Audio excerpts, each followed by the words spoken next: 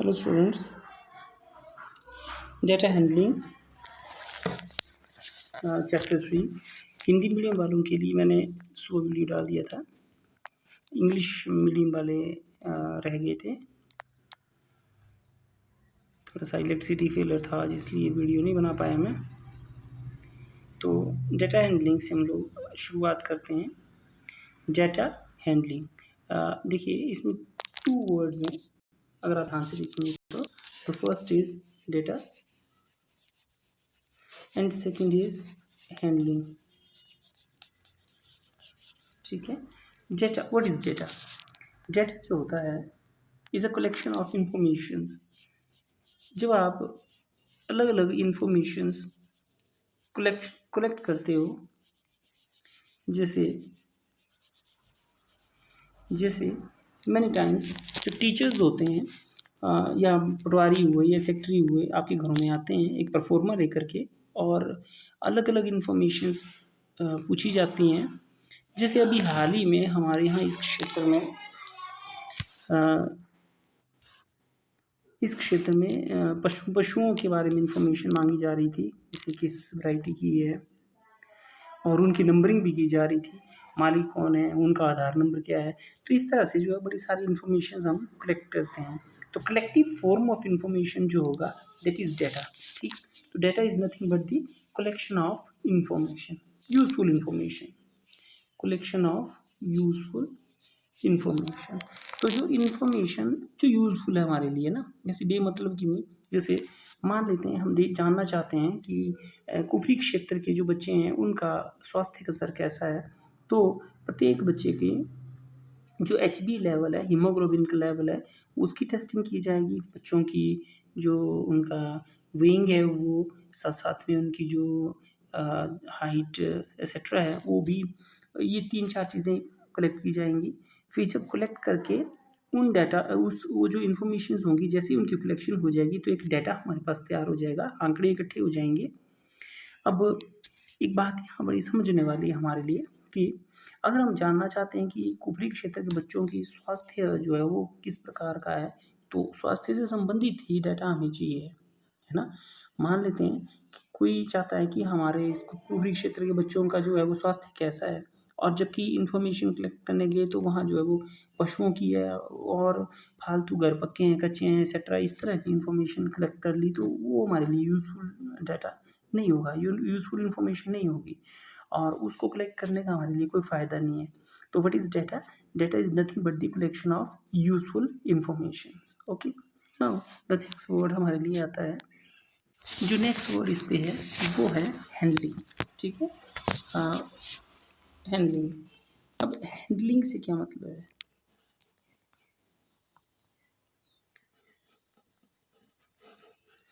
अब हैंडलिंग क्या है? अब हमने डाटा कलेक्ट कर लिया, और उस डाटा से हमने उसको कैसे हमने जो है वो रिप्रेजेंट करना है ताकि एक यूज़फुल इंफॉर्मेशन कलेक्ट हो, वो जो है हमारे पास वो हैंडलिंग है, मतलब ऑर्गेनाइजिंग डेटा।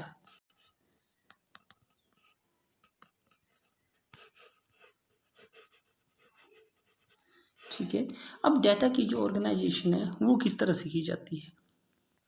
जो डाटा होता है उसको उसकी जो ऑर्गेनाइजिंग है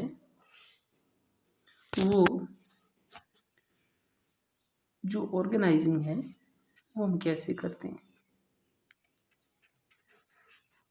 एक है हमारे पास जैसे बार ग्राफ, ये हमने 6 क्लास में पढ़े हैं। दूसरा हमारे पास है पिक्टोग्राफ, ये भी पढ़े हमने पिछले इसमें। ठीक, एक होता है हमारे पास टेलीमार्क्स का यूज़ करके फ्रीक्वेंसी टेबल बनाने, और एक हमारे पास एक अनदर थिंग आती है वो है अरिथमेटिक वे।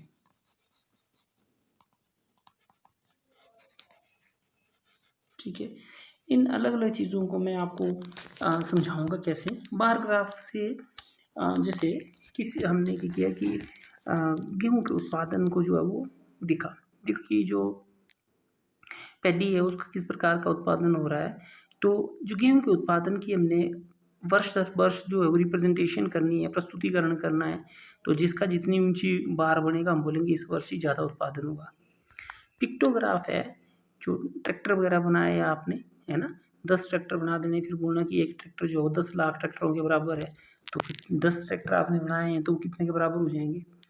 टेली मार्क्स जो होता है हमारे पास, यह बताता है कि जैसे हमारी कक्षा में मान लेते हैं कि 70 बच्चे हैं, उनका टेस्ट होता है, तो किसी के 1 नंबर आए, 2 नंबर आए, 4 आए, 6 आए, 8 आए, 10 आए, तो किसके ज़्यादा आ रहे हैं, वो पता हमें टेली मार्क्स से चल जाता है ईज़िली। फ्रीक्वेंसी टेबल भी इसी से बनते हैं, ठीक है?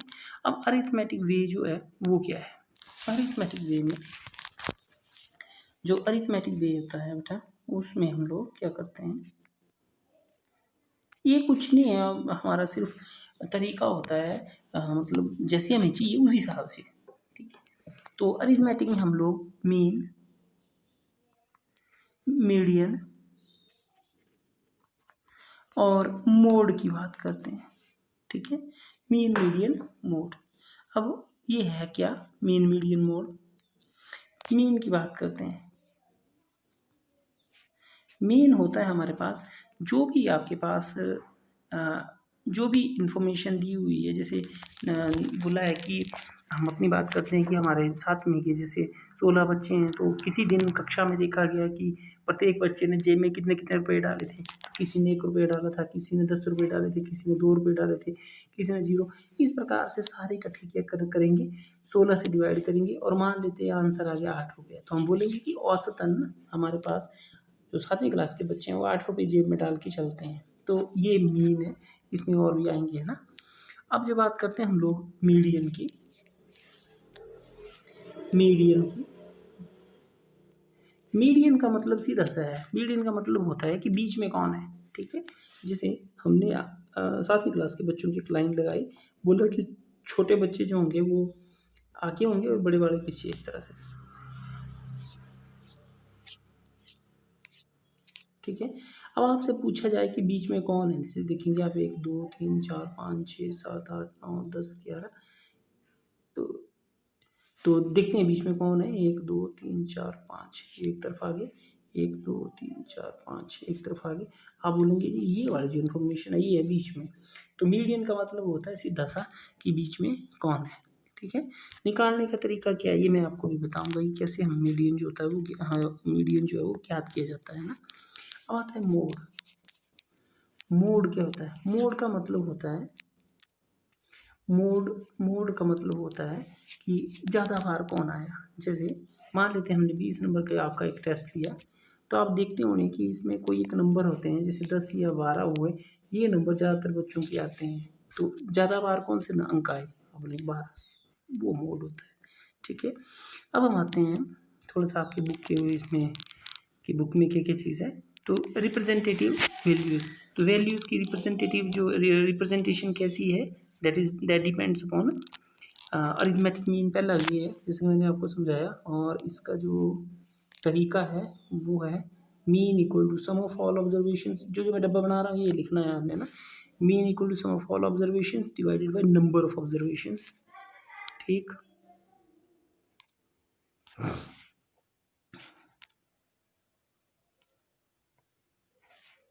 अच्छा, पहले इसमें आई थिंक यही है। तो उसके बाद है आपके पास एक range. What is range? Range क्या होती है? रेंज होता है subtracting the lowest observation from the highest observation. ये है इसकी, है ना, ठीक है? जैसे हमारे पास देखिए ये the ages of 10 teachers of a school, एक स्कूल के ना 10 अध्यापक की उम्रें कुछ इस तरह से थी। तो अगर इसकी रेंज पूछी जाए तो सबसे पहले क्या करना पड़ेगा, इनको असेंडिंग ऑर्डर में रखना पड़ेगा। फिर देखेंगे, देखिए आप रेंज कितनी ब्यूटीफुल तरीके से निकाली। सबसे पहले बढ़ते क्रम में रखें असेंडिंग ऑर्डर, उसके बाद रेंज के लिए highest minus lowest, highest minus lowest करते साथ ये रेंज आएगी, ठीक है? तो ये तरीका हमारे पास। अब आते हैं हम लोग अपने एक्सरसाइज 3.1 पे। Find the range of Heights of 10 students of your class. तो अपनी क्लास के आप जैसे अपनी मेज़र कर ले रही हैं घर में, आजकल घर में हैं आप, तो 10 की बजाय अपनी कर ली, अपने भाई की कर ली, नियर बाई कोई ताया का या चाचे का कोई है तो उनकी भी कर ली, और उसके बाद आपने रेंज बतानी है हाइट्स की, ठीक है। नेक्स्ट है organise the following marks in a class assessment in a tabular form, ठीक है। तो टेबुलर फॉर्म में आपने जो है वो बनाना है, और उसके बाद कुछ क्वेश्चंस हैं, इनका भी आपने आंसर देना है। सो कर बनाते हैं हम लोग कि टेबुलर फॉर्म पे कैसे बनाना है। इसमें आपके पास जो है वो डाटा दिया हुआ है, तो टेबल बनाने के लिए आपको एक टेबल बनाना पड़ेगा। इसमें मैं टेबल बना रहा हूँ। टेबुलर फॉर्म फ्रीक्वेंसी टेबल वही है, ये कुछ नहीं है। तो क्योंकि ये मार्क्स हैं, मार्क्स, दूसरा टेली मार्क्स आता है, तीसरा आता है फ्रीक्वेंसी, ठीक है। अब मार्क्स देखिए आप सबसे कम एक है इसमें, फिर उसके बाद 2 भी है, ठीक है, 3 भी है, फिर 4, 5, 6, 7, 8 और 9 यहाँ तक है। अब देखते हैं एक कितनी बार है। तो इस पूरे इस टेबल में देखेंगे आपकी एक बार आता है तो 1 मार्क्स, फ्रिक्वेंसी 1। 2 को देखिए आप, 2 है 1, 2 बार, तो 2 आया 2 बार। 3 देखिए, 3 आया 1 ही बार आया, तो 1। 4 को देखते हैं, 1, 2, 3 बार है ना, तो 1, 2, 3, तो 4 आया 3 बार। 5 को ढूंढते हैं, 5, 1, 2, 1, 2, 3, 4, 5 टेढ़े है ना, तो ये 5 बार।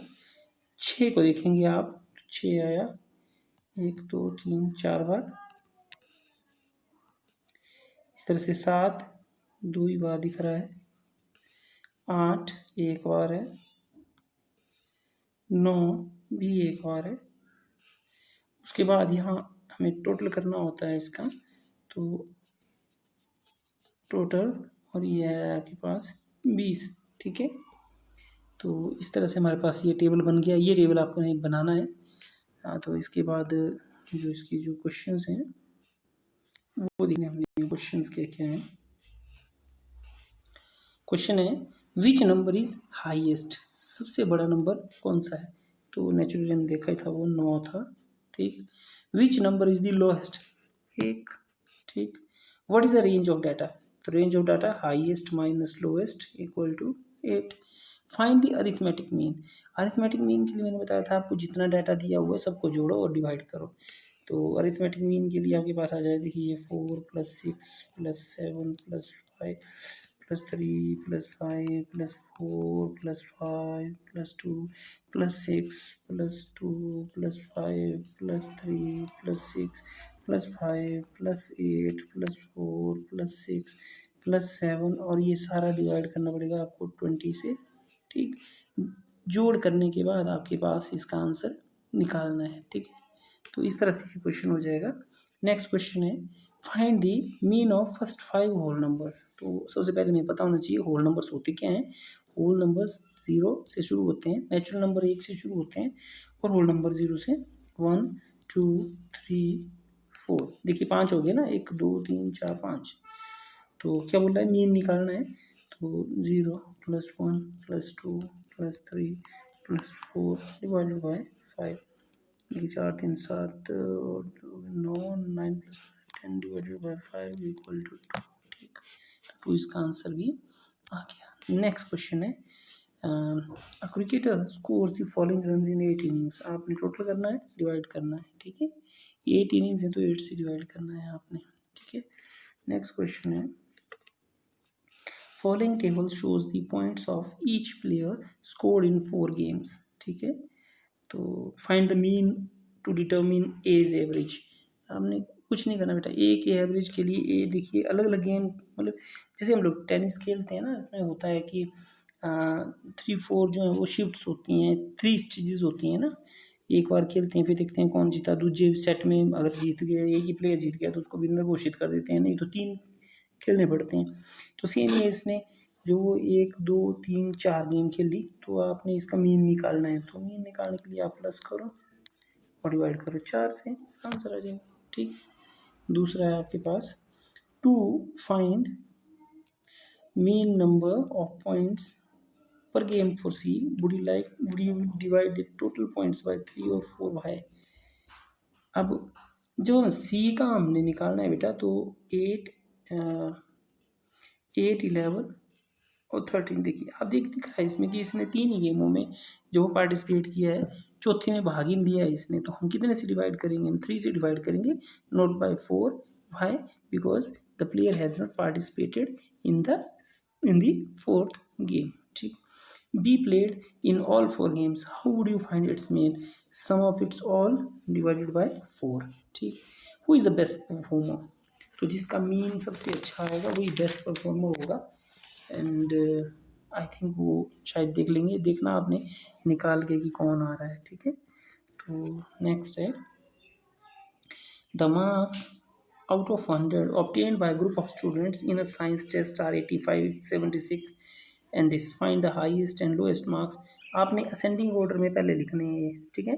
सबसे कम देखिए 39 लग रही है मुझे, तो 39, फिर उसके बाद 48 लग रहा है, 48, फिर 56, फिर देखिए उसके बाद 75, फिर 76, फिर कौन है? देखिए मैंने ये भी काट दिया, ये भी काट दिया, ये भी काट दिया, ये भी काट दिया, 76 भी काट दिया। 85 जो है वो 2 बार है, 85 एक ही है, ये भी। ओहो, 85 से पहले हमारे पास 81 भी था, तो 81, तो ये भी काट दिया, 81 भी काट दिया, 85 भी काट दिया, एंड देन 90। उसके बाद बोला हाईएस्ट एंड लोएस्ट मार्क्स, तो हाईएस्ट है 90, लोएस्ट है 39, रेंज 90 माइनस 39। ठीक। मीन सबका टोटल डिवाइडेड बाय कितने हैं ये? 1 2 3 4 5 6 7 8 9। ठीक है। तो 9 से डिवाइड करना आपने और आंसर आ जाएगा। ठीक। ओके। तो इतना आपको 6 क्वेश्चंस करने, फिर हम बाकी क्वेश्चंस को नेक्स्ट वीडियो पे करेंगे ना। Okay bye.